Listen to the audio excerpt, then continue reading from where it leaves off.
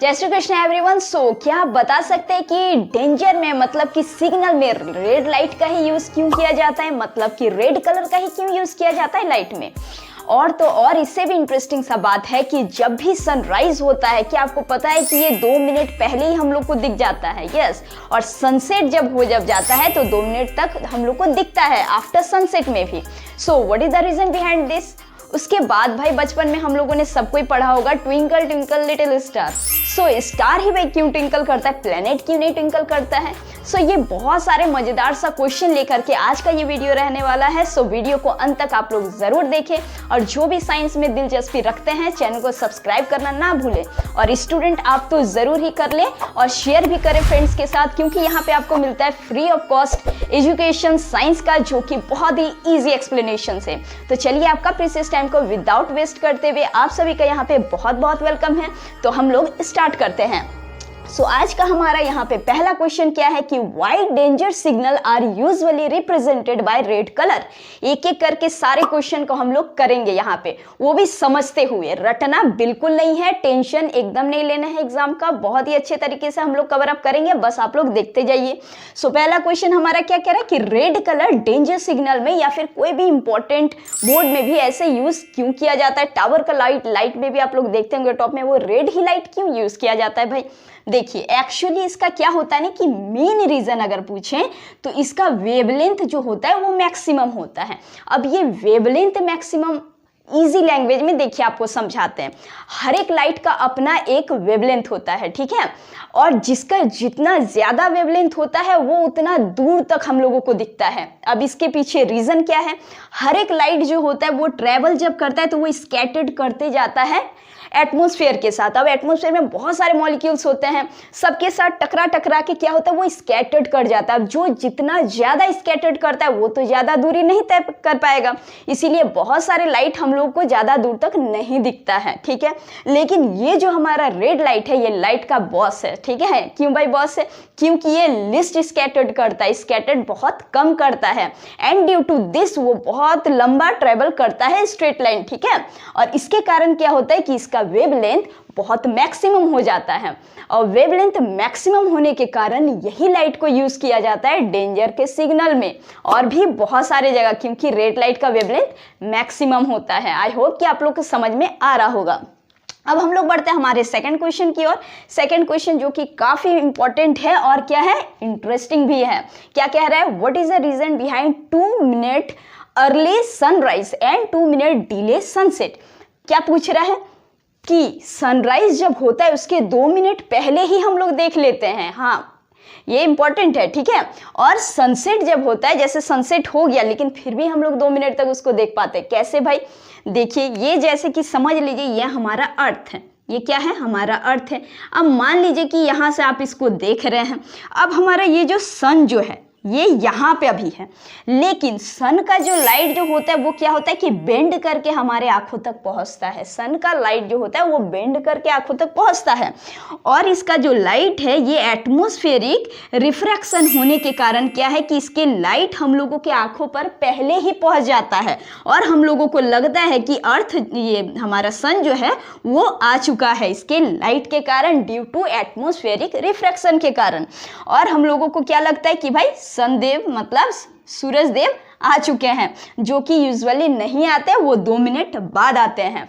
And same to same यही phenomenon कब होता है, जब सनसेट जब होता है। सनसेट हो जाता है लेकिन फिर भी उसके लाइट उसके एटमॉस्फेरिक रिफ्रैक्शन की वजह से हम लोगों को क्या लगता है कि वो अभी भी नहीं हुआ है। यह है ना इंपॉर्टेंट सा।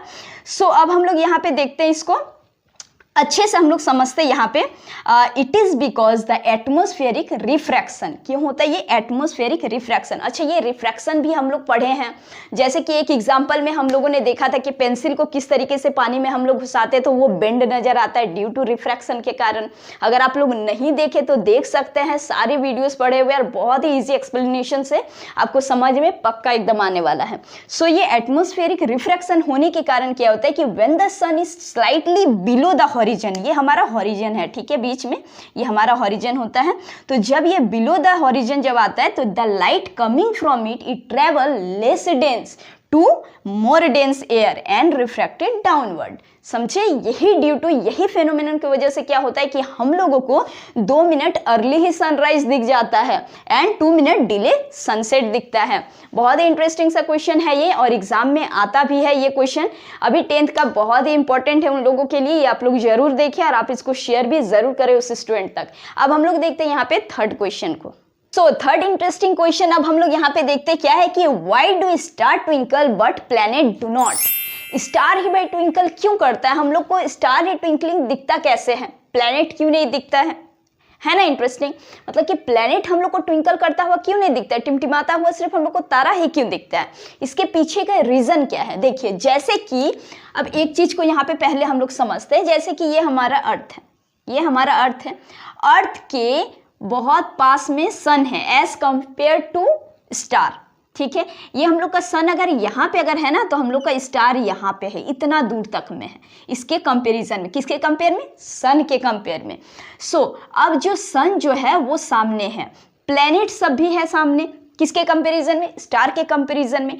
और इसी की वजह से सामने होने के कारण वो चीज हम लोग को टिमटिमाता हुआ नहीं दिखता है।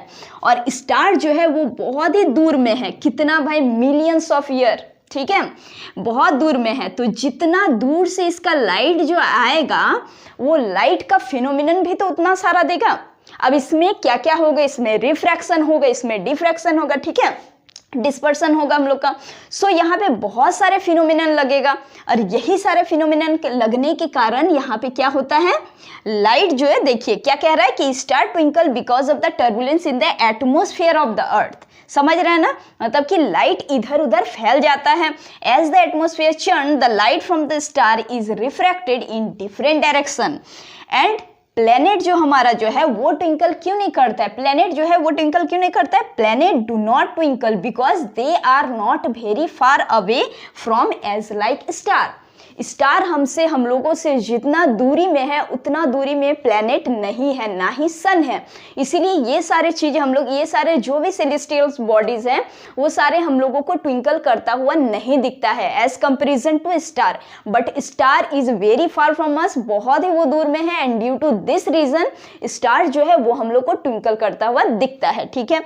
सो ये इंटरेस्टिंग सा क्वेश्चन था कि why do star twinkle while planet do not, और बहुत बार ये क्वेश्चन आया हुआ भी है 10th का सीबीएसई में। सो ये काफ़ी इंपॉर्टेंट सा क्वेश्चन है। आज हम लोग यहाँ पे 3 क्वेश्चन, अच्छा इसके अलावा भी बहुत सारे क्वेश्चंस हैं जो कि काफ़ी इंपॉर्टेंट है और हम लोग कवर अप भी किए हैं और भी सारे चैप्टर्स में। और हम लोग human I and the colourful world को ख़त्म करने के बाद ये सारे हम लोग क्वेश्चन को भी आज देखें।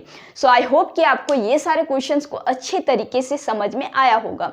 और अगर आप लोग लास्ट तक अगर देखें तो पक्का श्योर है कि आपको समझ में आएगा ही आएगा। और आप लोग वीडियो को शेयर करना ना भूलें और चैनल को सब्सक्राइब करके ज़रूर जाएं और बाकी स्टूडेंट तक इसीलिए दें क्योंकि अभी एग्ज़ाम का प्रेशर है और अगर स्टूडेंट को अच्छे से अगर समझ में अगर आएगा तो कुछ हद तक उस फेयर को कम कर सकते हैं, ठीक है। सो आप लोग इस चीज़ को ज़रूर हेल्प करें शेयर करके। और आज के लिए बस इतना ही, फिर से हम लोग मिलेंगे एक नेक्स्ट वीडियो में बहुत ही इंपॉर्टेंट सा कंसेप्ट को लेकर के। Till then keep smiling. जय हिंद।